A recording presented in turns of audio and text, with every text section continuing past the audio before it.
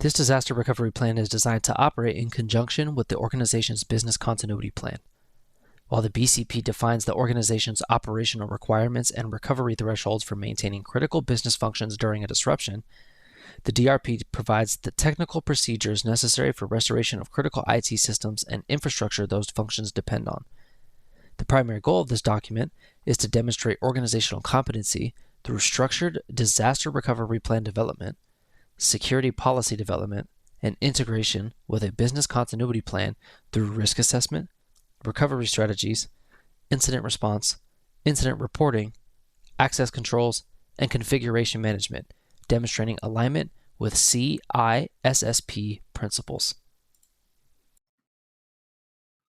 Risk assessment, identifying potential disasters.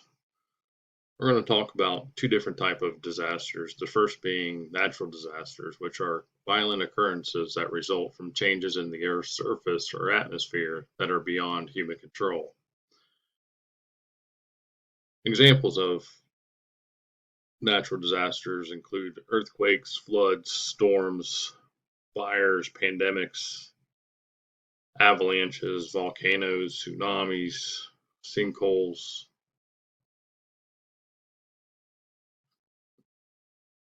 The other type of disaster is a human disaster, which are the intentional or unintentional acts of humans that compromise technological, logistical, and natural systems.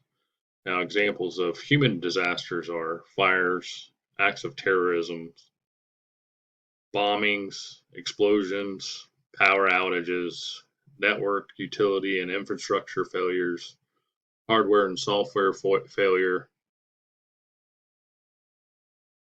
strikes and picketing, thefts and vandalism. Understand that some of the natural disasters can cause, and in my experience, hurricanes here in Florida cause power outages for significant periods of time. They disrupt the utility infrastructure, network utility and infrastructure failures, and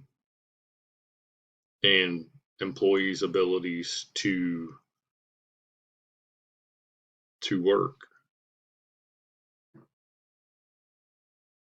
So we're going to talk about how those disasters will affect the organization.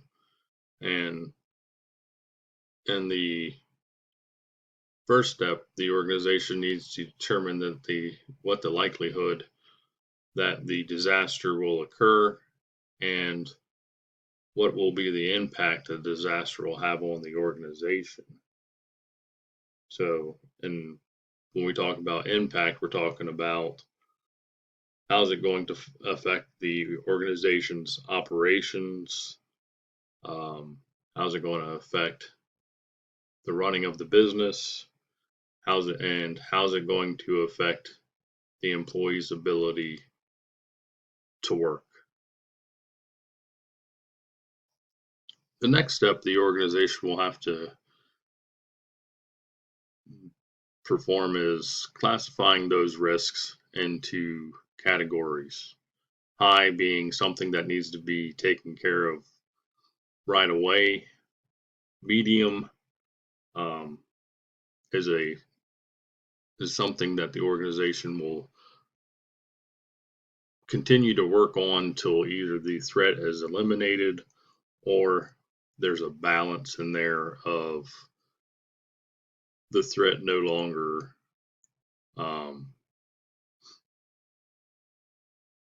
is worth the effort, time and effort to continue to battle. And then low risks is pretty much left up to the organization as to whether it's worth addressing. And understand that the classification of risk of high, medium, low can depend on where the organization is located. For instance, in terms of natural disasters, if you live in Florida, the likelihood and the impact of a natural disaster of volcano erupting is not very high or very likely, since there's no volcanoes in the state of Florida. However, your organization is in the state of Hawaii, where there are active volcanoes. The classification level would then change, because there is a probability that a volcano can erupt, and what the organization needs to do to address that.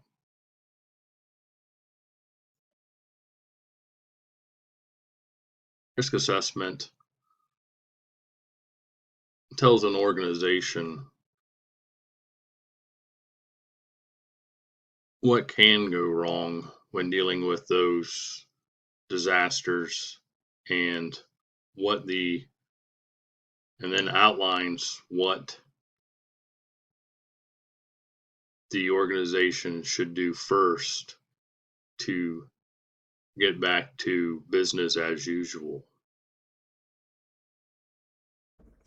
Hello, my name is Christopher Brocious. Here is my audio presentation for the final project. For the first slide, I'm going to talk about recovery strategies. Recovery strategies are a critical part of a disaster recovery plan. They help organizations quickly recover from disruptions like cyber attacks, system failures, or natural disasters. The main goal is to minimize downtime, protect sensitive data, and keep business operations running as smoothly as possible. For slide 2 is going to be talking about backup and restoration procedures. One of the most important recovery strategies is having reliable backup and restoration procedures. Organizations should use a mix of full, incremental, and differential backups. It's also important to store backups in multiple locations, like off-site or in the cloud.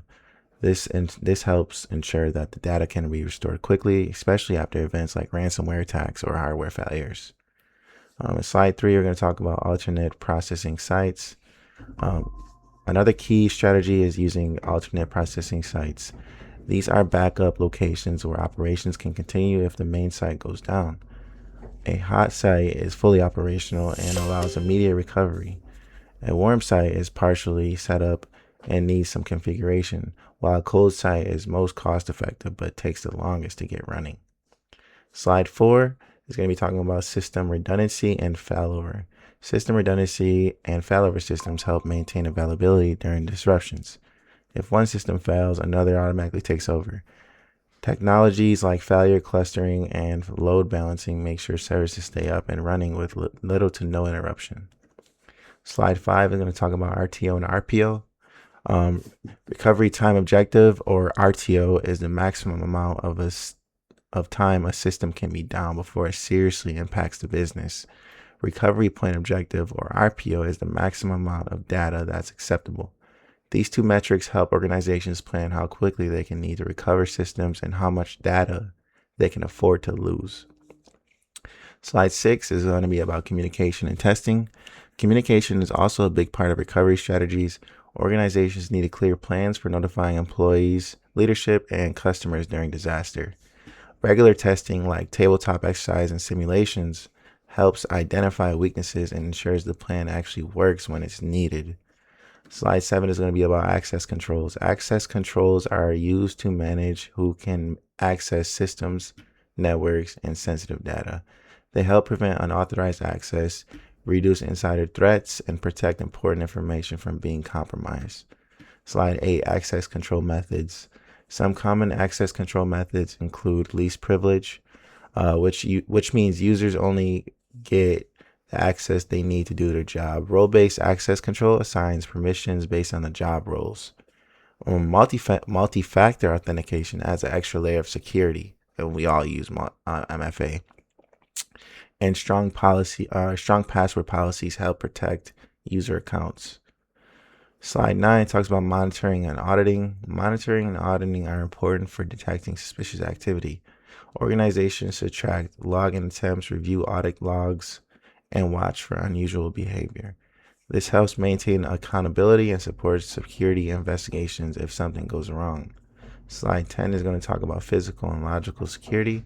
Finally, organizations need both physical and logical security controls. Physical controls include things like badges, locks, and surveillance systems. Logical controls include firewalls, access control lists, and network segmentation. Together, these help protect systems and facilities from unauthorized access. This sums up my presentation or narrated portion of the part. Thank you. Incident Response and Disaster Recovery Plan. Detection begins when unusual network activity or unauthorized access is identified. Security teams analyze alerts to determine the severity of the incident. Containment procedures isolate infected devices to prevent the threat from spreading. Eradication removes malware, compromised accounts, and system vulnerabilities. Recovery restores systems from backups and verifies normal operations. Post-incident reviews help improve future response efforts. Example: a company detects ransomware on an employee's computer. The device is disconnected from the network, malware is removed, systems are restored from backups, and security patches are applied to prevent future attacks. The 4 phases of business continuity plans. Phase 1. The initial step in BCP development performs an organizational analysis to identify individuals and departments included within the BCP, which builds the foundation for the remainder of the BCP.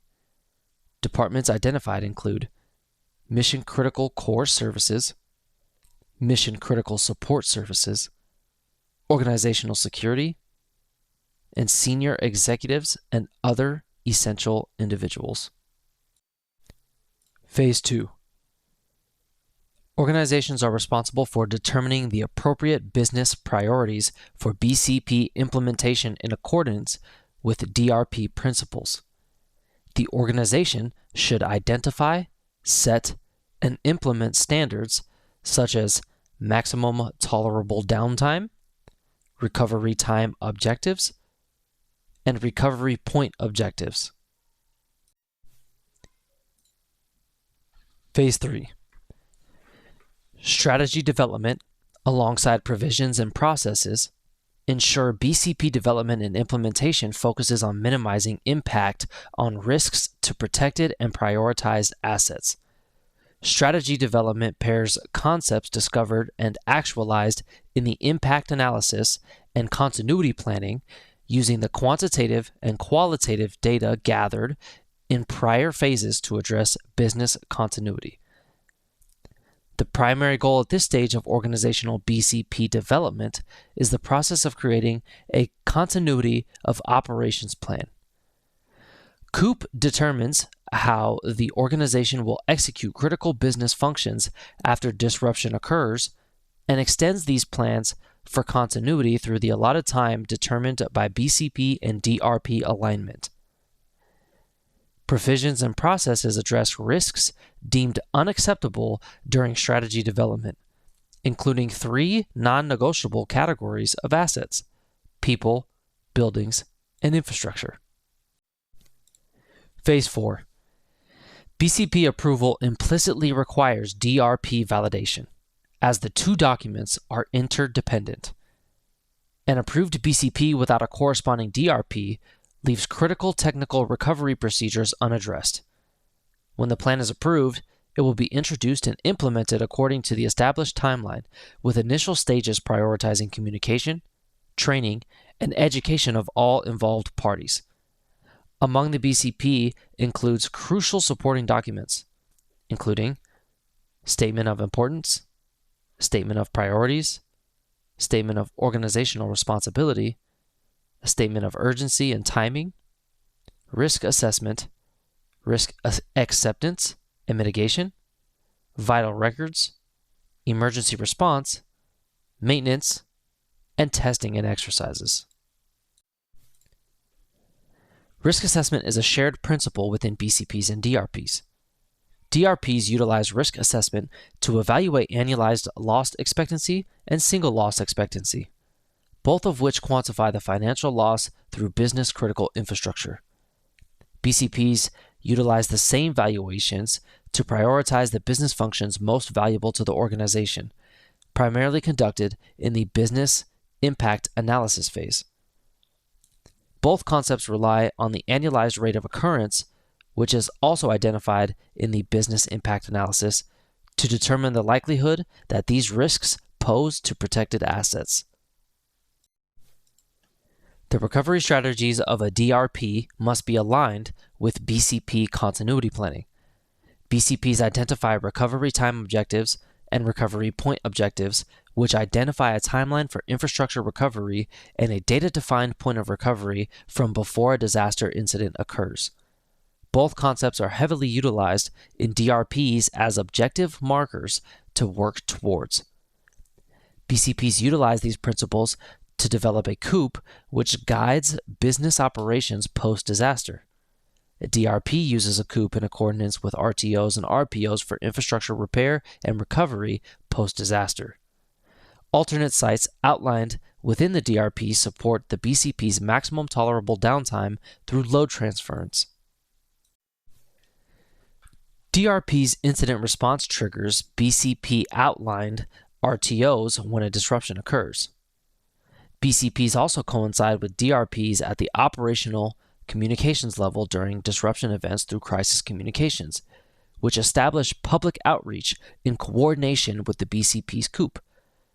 Many of the BCP business impact analysis principles are also applied within DRP incident response, such as RTOs, RPOs, MTDs, MTOs, SLEs, ALEs, and AROs.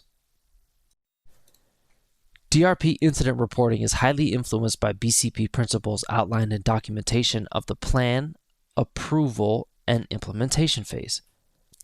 DRPs highlight BCP measurables such as MTDs, RTOs, RPOs, and MTOs, which are then documented according to BCP policy and delivered to the BCP incident response team.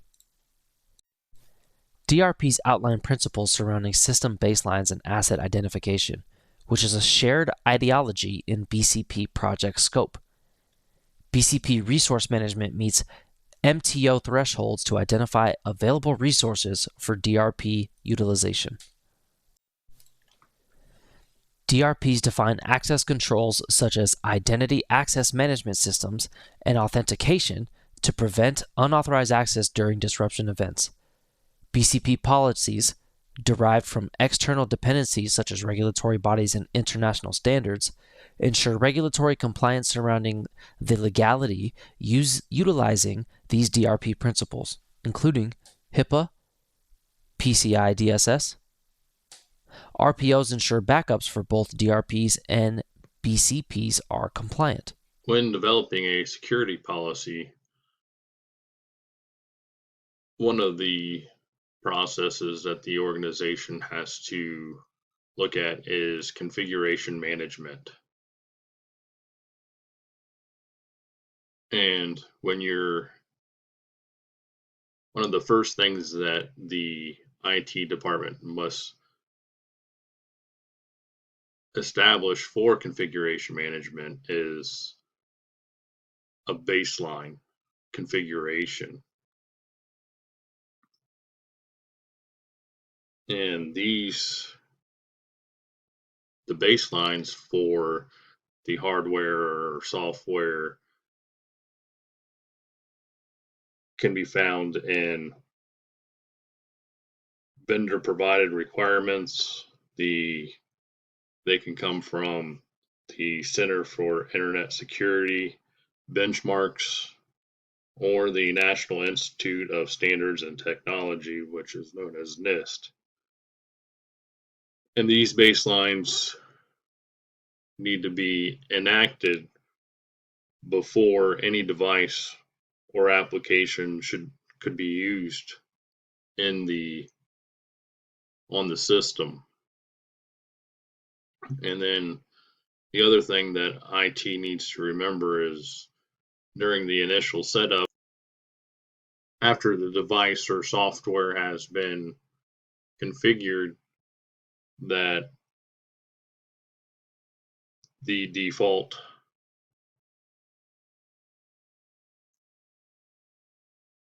accounts and passwords must be immediately changed.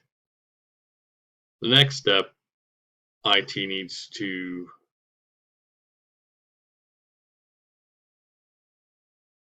deploy is system hardening standards, which includes disabling ports that are not in use, um, services that are not needed,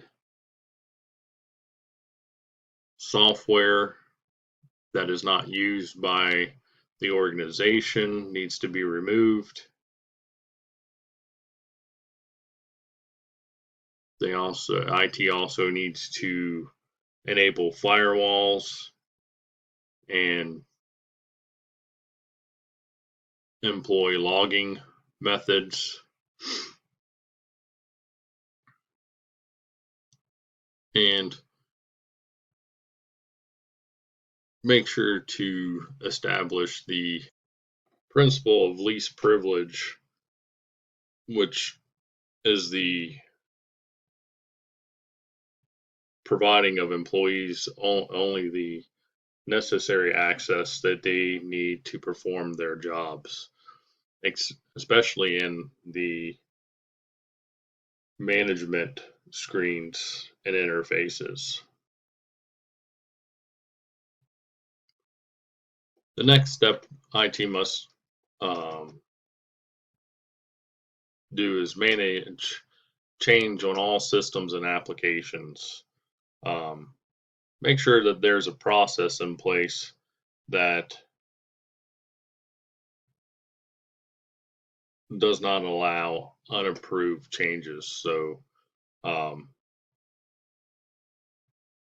employee B can go in and add whatever application that he or she may want on the computer because they think that it will help in the performance of their duties. Um, there needs to be a process there for the employee to make that request and then IT to research it and determine whether or not this is something that can be done. If it can be done, then there needs to be testing to make sure it doesn't affect other programs or hardware within the system.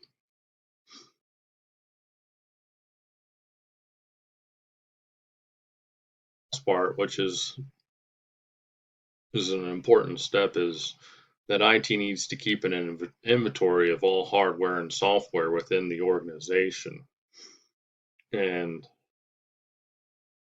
so when an employee leaves, there should be a record of all the devices that employee has been assigned from the organization. And when they leave, those devices should be returned so there's no security issues that the organization will need to worry about. Also, the benefit of having a inventory, it also allows them IT to keep up with um, things like what operating system version the device is running and the patch status. It is important that the ID department complete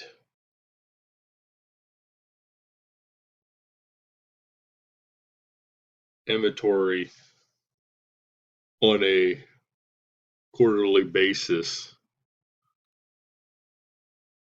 to make sure that all the devices are still within the organization. Next, part of configuration management that we'll discuss is patch management. IT needs to come up with or establish a patch process and the guidelines into which to install the patches based on the impact and severity of the vulnerability. One of the first steps of the patch process is to classify the urgency of deploying a patch. And they've come up with a severity ranking for deployment purposes of critical, high, medium, and low. And critical being something that needs to be taken care of within a few days, actually 24 to 48 hours. The next being something that's of the next is high, which is still important and has to be done within a period of time, usually a week. Medium risk don't pose as much of a threat as the previous two, and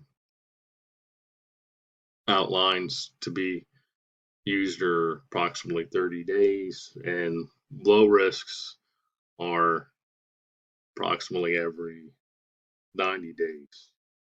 When deploying a patch, IT needs to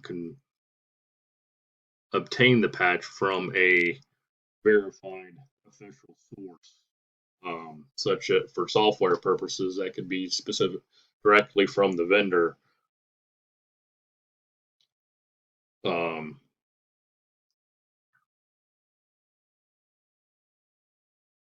Manufacturer or other known verifiable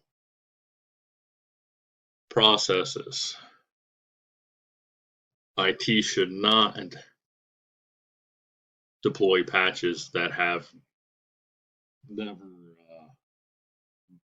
been proven reliable or from an unknown source. The other part of the process that we'll discuss is automating the patch management system, which alleviates a lot of time for the IT professional as the system completes the update automatically as it comes out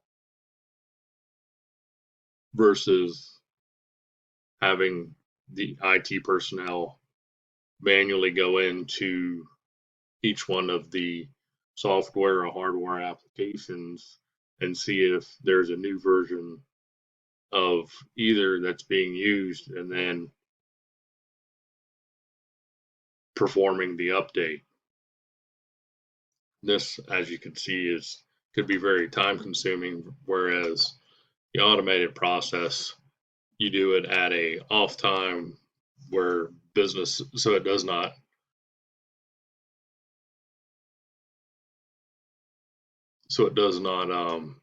interrupt business operations.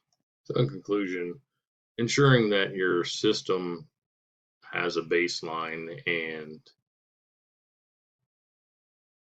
the organization, the IT department performs necessary hardening techniques and updating the system regularly ensures that it is less vulnerable than if these steps were not taken.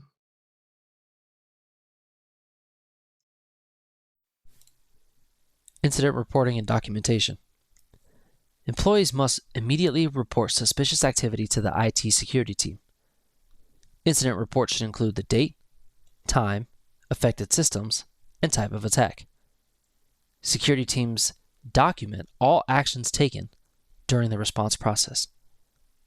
Reports help organizations identify patterns and improve security controls. Proper documentation supports legal, compliance, and audit requirements. Another example. An employee receives a phishing email requesting login credentials. The employee reports the message to the security team, who then documents the incident, blocks the sender, and warns other employees about the phishing attempt.